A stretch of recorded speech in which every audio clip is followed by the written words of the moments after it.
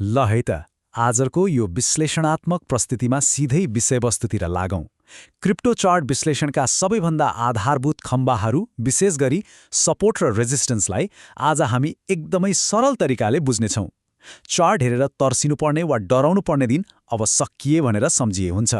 आज हामी मुख्यतया यी 5वटा कुराहरू हेर्दैछौँ: अक्सन मार्केट, जोनको परिभाषा, यिनीहरूको महत्त्व, जोनका प्रकारहरू र अन्त्यमा मार्केट स्ट्रक्चरसँग कसरी ट्रेडिङ गर्ने। ल अगाडि बढौँ। पहिलो खण्डबाट सुरु गरौँ, बजारको अक्सन अर्थात् खरिदकर्ता र विक्रेता बीचको खेल। अब एउटा प्रश्नबाट सुरु गरौँ है।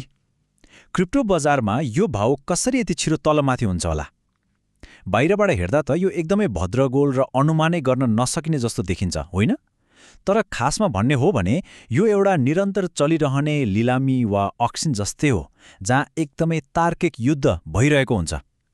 पर्दा पछाडिको यो मेकानिक्स नबुझी ट्रेडिङ गर्नु भनेको त आँखा चिम्लेर हिँड्नु जस्तै हो। बजार भनेको त निरन्तर चलिरहने एउटा सम्झौता हो।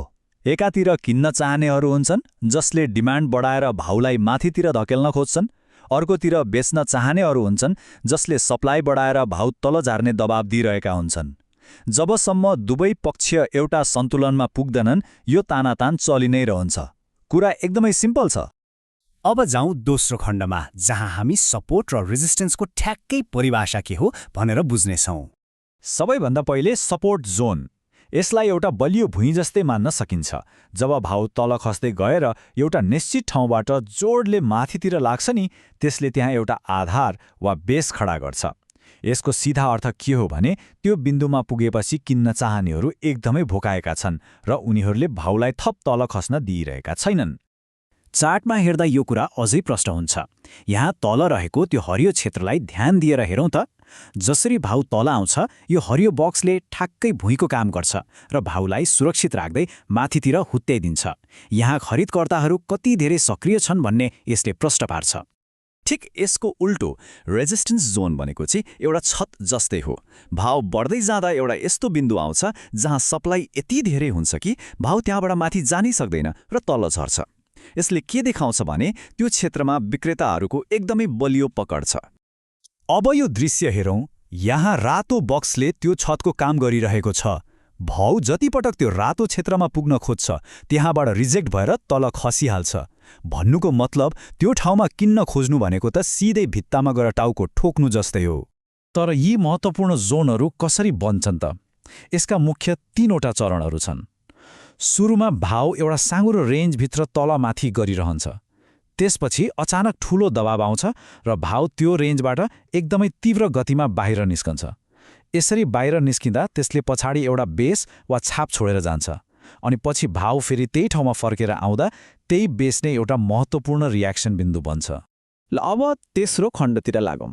हामीले यी जोनहरूलाई किन यति धेरै महत्त्व दिनुपर्छ त? एउटा कुरा के प्रष्ट बुझ्नुपर्छ भने चार्टमा देखिने यी जोनहरू त्यत्तिकै हावामा बनेका हुँदैनन् है। यी त खासमा ठूला वित्तीय संस्थाहरू र वेलहरू बजारमा पस्दा वा निस्कँदा छोडेका पछाप वा फुटप्रिन्टहरू हुन्। उनीहरूको अर्बौंको अर्डरले बजारमा ठूलो असन्तुलन ल्याउँछ र त्यही डोबलाई नै हामी सपोर्ट वा रेजिस्टेन्स भन्छौँ। हामीले तिनै ठूला खेलाडीहरूको पाइला पछ्याउने हो। यसको सबैभन्दा ठूलो फाइदा के हो थाहा छ? हामीले भाउ ठ्याक्कै कहाँबाट फर्कन्छ भनेर अन्धाधुन्द तीर हान्नु पर्दैन। हामी यी जोनहरू पहिचान गर्छौँ, त्यहाँ आफ्ना अर्डरहरू पहिले नै सेट गरेर राख्छौँ अनि आरामले पर्खन्छौँ। यसरी पूर्व निर्धारित स्तरहरूमा ट्रेड गर्दा ट्रेडिङ एकदमै तनावमुक्त हुन्छ। अब चौथो खण्ड, जोनका 2 मुख्य प्रकारहरू हेरौँ। यी जोनहरू मुख्यतया 2 प्रकारका हुन्छन्, कन्टिन्युएसन र रिभर्सल।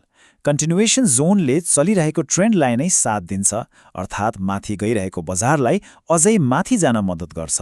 तर रिभर्सल जोनले चाहिँ बजारको दिशा नै उल्टाइदिन्छ। यी दुवैको काम गर्ने तरिका फरक छ, त्यसैले यिनीहरूलाई सही समयमा चिन्न सक्नु एकदमै महत्त्वपूर्ण हुन्छ।